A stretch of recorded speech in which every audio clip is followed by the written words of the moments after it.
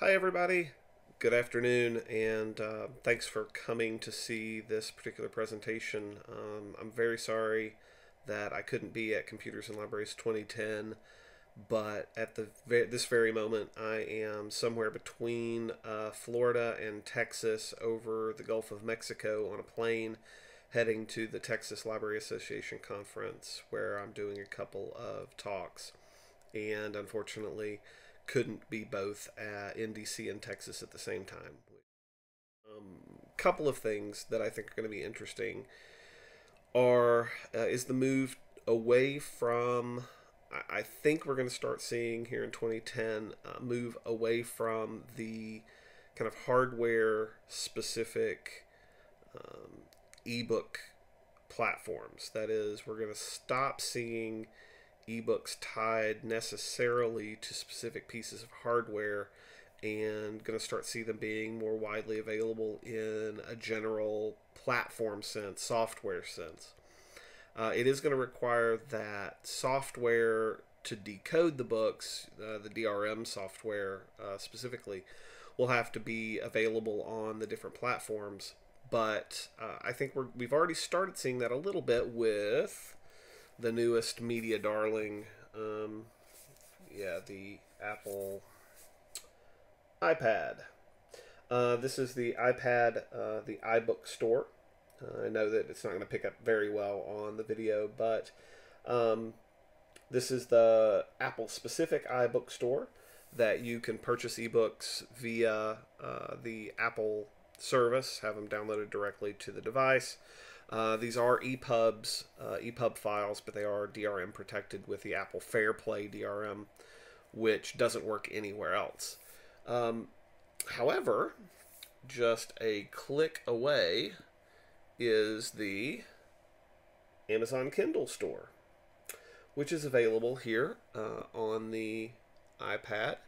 I can read any of the Kindle books that I happen to have gathered over the last couple of years worth of being a part of that particular ebook ecosystem, and they read great. It looks great. Lots of control. It even remembered what page I was on when I synced it across to the iPad. Amazon also provides software for PC, for Mac, for Blackberries, for iPhones, for iPads. Amazon's making a play to really be everywhere that you might have a device that you might want to read. I think that more and more we will see the multiplicity of a given bookstore across devices. I think Barnes & Noble will probably provide an ebook app for the iPad sooner rather than later. And I think that we'll see others begin to do this as well. Two of the software platforms that I'm most interested in are Copia and Blio. Copia is a kind of a social network for books. It's thecopia.com, and it's social in a way that something like Library Thing or Goodreads or some of the other existing social networks aren't, and that is that it's actually going to be a platform for books in addition to the fact that it's a network about books. I'm excited about Copia. I think that it has a lot of potential. It's supposed to be in beta in February, and so far they've still got it private. It's not launched, so I'm a little curious about where that's going. They have already said that the software is going to be available on the iPad and that they're developing that now. The other piece of technology, the other platform, ebook platform, that I think will be really interesting in mid to late 2010 and into 2011 is Blio. And Blio is again a platform, not a piece of hardware. It's a software solution for ebooks that was developed by Ray Kurzweil and by the American Federation for the Blind. And it allows for very complicated sorts of reflowing of text, for the tying of an audio file to the text so that you can get read-along functionality for people, for visually handicapped, for visually impaired, for people who just have reading difficulty, who have learning disabilities of one sort or another. for young readers, for children just learning to read. There are a number of cases where having the auditory and the visual together make a lot of sense. It's really an important function of learning to see those two things together. And Bleo has worked really hard to tie those things really, really tightly together.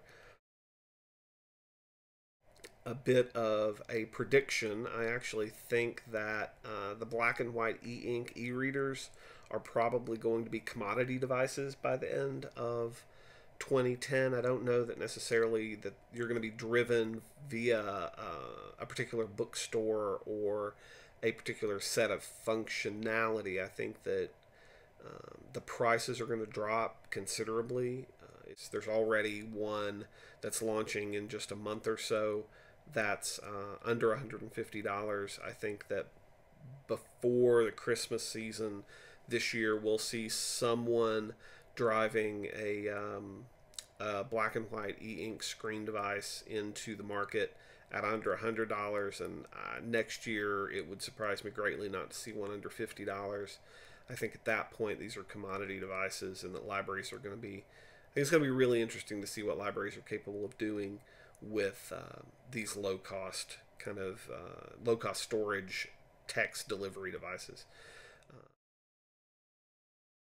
The long-tail future of e-readers and e-books, I think, it really will probably mirror the same media revolution that we saw with music, where initially the goal was to tie up the content with DRM, a la that, again, the Apple Store, and all of the various ways in which the media companies tried to tie up music.